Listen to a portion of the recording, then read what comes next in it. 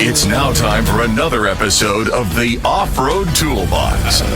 A Jeepers guide to everything off-road. Powered by Best Price Trailers. What's up, guys, for this week? Anything new and exciting? Hey, Jeff, how's it going? And then we got Rob over here. How you guys doing? I'm here. All right. We're here. We're above ground, right? That's our It's always saying. good. We're above ground. It's always good. And now we get to discuss some things that go below ground. This is They true. can go below ground. They can. Yes. All right. And what do we got tonight? Traction boards. As long as man's been around, they've moved around, right? And roads, I didn't know this. Roads have been around since 4000 BC. That's an awful long time. Very long time. So Sometimes mud, sometimes brick, sometimes asphalt. cobblestone. Cobblestone. I mean, it's all- So a long time ago is, we've had roads, and then we got mules. We started with foot, then we went to hoof, then went to wagon. When wagons got stuck, they actually made something of traction boards out of wood because they were very thin wheels. Right. So they were doing it. Then when you get the first cars that come around, they had skinny tires. Very skinny tires. Very skinny tires. One of the first uses was George Patton fighting the Mexicans a long time ago. The first mechanized unit went from cavalry, military, and farmers, explorers, and adventurous people are the ones that got us all over the world. And so when these explorers go all over, whether it's the jungles or the deserts or wherever, transportation's the thing. So how do you get out from being stuck? And one of the things they would improvise and adapt, and a lot of times it was them, was cutting down trees or branches or logs and lashing things together to get out. And then we come up with, vehicles. The big was World War One. That's when four-wheel drive first really came into big use, Right. besides with farmers, because it went from the farm fields to moving people back and forth, ambulances, everything else. They were building traction boards. A lot of those were wooden ones. And after you come back to America after that, and pretty much farmers, explorers again, were doing things. And then we get into World War II. And World War II was the next big time where they were using the metal. They actually cut out. So those were planking used to build runways. Yes. For aircraft or for parking of aircraft. Correct. And so what they would do is cut them down and put them on their vehicles. And it was big in North Africa. North Africa was real big in adapting of it. And you'll see those if you look on any of the old YouTube videos or old movies. Even. Old movies, the History Channel even have them. So when they're back there, you'll see these metal traction boards, and they would put them in and help them get them out and get things going. World War II in the Pacific, all the islands, all the mud, islands. everything else, and then in Europe. So traction boards have been around, and then come to America. Then we start, again, post-war, we start doing more off-roading, more things, and metal was still the main ones. So for the longest time, it was metal traction boards. And then you did the next big event that came around was the Camel Trophy events. Yes. Where those guys had, again, were doing it. And then after all these events, again, opening the Rubicon Trail, all these trails, people are off-roading more. So winches are coming into it. High lift jacks are being used. We're going from chain as the primary means of recovery to ropes. And then again, introduction of winches. And then along the way is, a traction board. And one of the things I always preach is, don't get so stuck. Once you start losing traction, don't make it worse. Because in a lot of cases, you can use one of these boards right here. Actually, this one here I probably bought 8-9 years ago. Actually, I bought it on Marketplace. A guy had them, and they were $2.99 at a time and I got 2 sets. They come in pairs. So I got $100. So I paid $200 for 2 sets versus paying $400. The big brand was, of course, is Max Track or ARB. Those are your big brands, but they cost lots of money. I mean, back when I was looking at these, they were over $400, and I'm like, I'm not real keen on $400 for some plastic boards. So looking at things and, figuring things around and shopping around, again, I found, 2 sets that a Smitty built, and I knew they weren't going to hold up as well as the Max Tracks. So in a couple of my courses, you can see you're going to wear your lugs down. And they're all made out of plastic now. Good plastic versus bad plastic. And there's actually some have replaceable lugs where you can unscrew the lugs, put new lugs in. Those add traction. The biggest thing to do is don't let your vehicle get that stuck. And in many cases, just in a couple of our tools of the day, they're barely stuck. So if you could stick a traction board underneath it, And more than likely get out. you just see real left foot brake, and you'll just back right out. Real simple. And so nowadays these things are down to probably, I think, less than 100. I saw some today when I was researching this, $60 for a pair. So I would tend to look at, I like, and they're from anywhere from 24 inches to 48 inches. Now these $60 ones, is the quality good? They're good enough to get you out of a situation. So is it worth $60 to get Okay. you out? Yeah. Or Okay. So if $200 you- or $300 to get you out? So prior to the show, we're talking about, when I first, got my first set, if you buy one with a case, because the ones that come in a case, when they get all muddy, you can put them back in the case, put them back inside your vehicle so you don't smell up too much after you knock off the stuff. Because you're normally going to use them, you can use them in snow, which for Florida, we're not going to use them. So for us, it's going to be sand or mud. You can also use them on rock. So you can use them on rock for building bridges or changing your ramp angles. There's a lot of things you can do with a traction board. It's like anything else. Once you get training and you look at things and how to apply it. So yes, now some of these will hold up to 10 tons. Believe it or not. Wow. So you have to look at, and they've come a long ways in the past 5 years. In the past 5 years, we've gone from 5 or 6 makers to probably 30 people now making them. A lot are made in China. There are some made in America.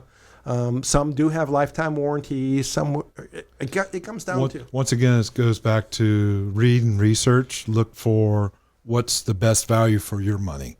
Yes, Plain and simple. it is. I mean, yeah, you can go out if you want to go out and spend $400 for one. By all means, please do. Yes. If not, if your budget won't let that, at least get a lower end set that will help you get out, possibly. Correct. And many a times, like at one of the Jeep Beach events, that the one way back, you were there for that one. We're out at Cracker Ranch, and I'm like, oh no, we're gonna use 2 winches, or you're gonna use two, Oh, yeah. two pulleys. I remember that now. And I said we're gonna use traction boards, and I think I had 6 in my Jeep. I normally carry 2 sets, and I prefer to carry 3 and 4 sets of traction boards, and I will link them together. And linking them together is because this guy just so much soup, that's what it took to get him out, and it helped him stay on top of the mud versus completely dragging him through the mud, and that's Florida. But again, sand, everything else, these are used a lot of ways. We used them, so there's times where you're going to overstress these. So where we were at. We had limbs. We cut the limbs. We used 550 cord on the inside, lashed the 550 cord on the long limbs, put it underneath there so they wouldn't flex and bow on us. So that, and again, it was perfect. One thing is using these on the Jeep, but then when I'm doing a class with 250s in it, they're heavier.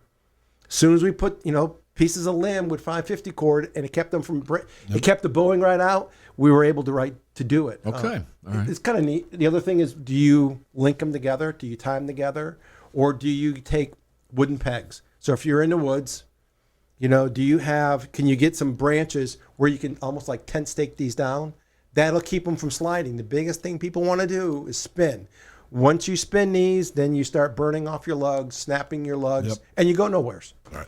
And the thing is, too, is don't be afraid to go out and go in 2-wheel drive, get yourself stuck Yes. in sand is the best one to learn in. Yes. Is go out and play in the sand, get stuck in 2-wheel drive, and use these to get you out in 2-wheel drive. You still have your 4-wheel drive to be able to use should you need it. Yes. Again, it's just, and so Practice. many times we see people that'll get one side of their vehicle stuck. So one side will be fine, the other side will be in mud, soft sand, or whatever. Don't bury it. Don't stay on it to where you go down to your frame. Okay, I'm stuck. Get your traction boards out. dig out, slide these underneath the tire, and then left foot brake. We talk about left foot braking so you don't spin your tire, and just either drive forward or back out. I mean, again, you can do this. If you need to, you can, like I said, link them together so you have 3 or 4 sections together for a longer run. Ramps.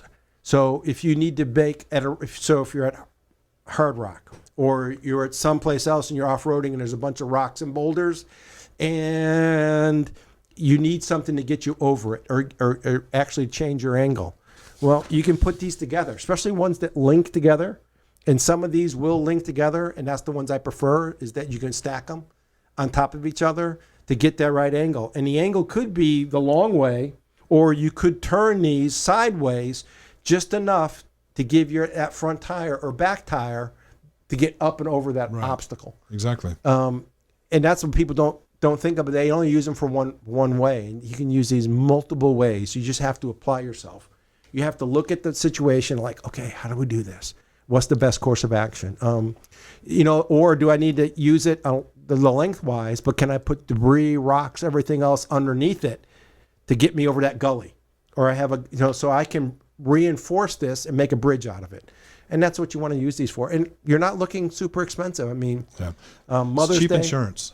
Mother's Day, Father's Day, birthdays, I get these a lot of times when they're on special for Black Friday, and I get them just to throw in my classes. So let's throw them in there, folks. Let's see how you're going to use them. Use them. And like I said, the green ones, 8, 9 years old. And I didn't expect them to hold up this long.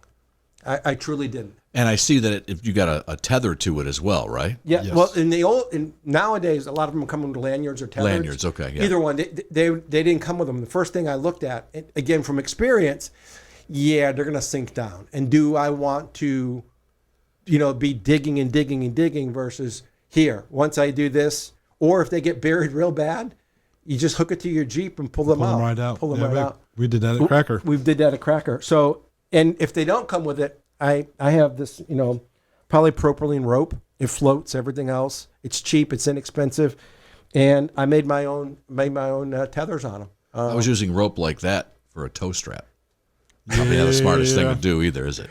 No, not a lot of people do because they don't know. And Right. and way back when, polypropylene rope with the open hooks on it were sold. That's Well, they still- what I, that's they what still it was. do. That's what I got. Yeah. I was like, okay, take the hooks out. And I could still use polypropylene. I just have to look at their braking strength. But there's times you can use it for a whole host of things. But inexpensive items, you can do them. If you buy the ones with the zipper bags, you put it in a zipper bag. So if they get all dirty and muddy, you can throw it in the back of the Jeep and it's not going to smell too bad. Right. Clean everything up when you get home. I would they have, side handles. They have, the sawtooth, or they have smooth. You can use these to dig things out, especially in the beach. You could actually really change your angle by using these. Yep. And you can dig them out and put it underneath there. So people who don't carry shovels, you should. There's other ways you can use everything. Again, good little tools. Really good little tools. Cheap insurance. Very cheap insurance. Nowadays, right? You were saying before they were really expensive. Oh, yeah. They've come before way then. down. Yeah. And it's like everywhere, which is nice. It's one of the good things about off-roading and the overlanding community is the more you do it. I would stay away from the shorter ones. I'd like 48-inch ones is the ones I like. And so you'll see them all the time from 41 inches to 48 inches. They make them for side-by-sides. They make them for a bunch of things. They even make little ones now that are 24 inches. I'm like, you're not going to do much with that. You just But if you're driving, if you're off-roading and you've got a small vehicle, not just, for example, a TJ. Yeah.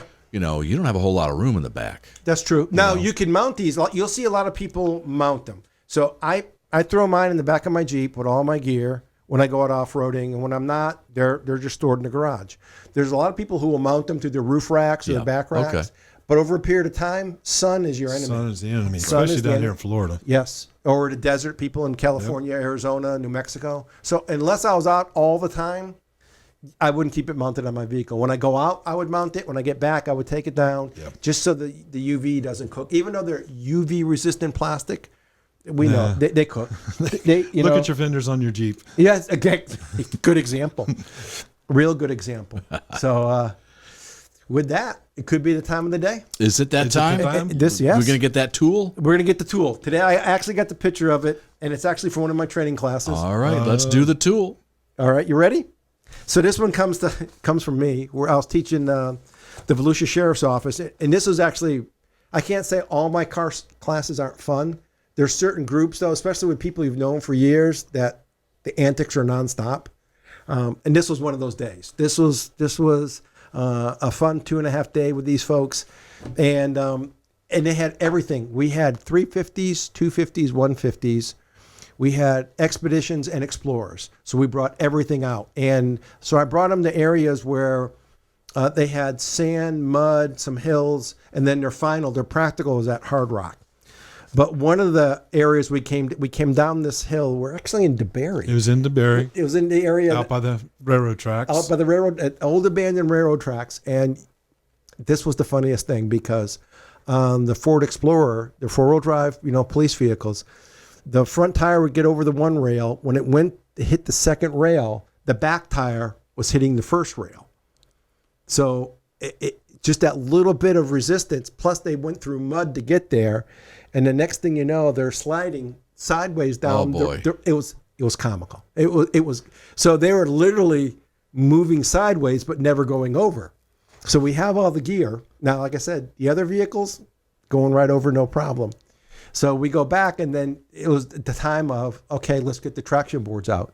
So they actually experimented doing the traction boards just to give the right angle, and they did it long ways and they did it short ways of turning the boards, and right away. So one time they did it like, oh, we got to do it this way, we got to do it that way, and they were able to get over the railroad tracks.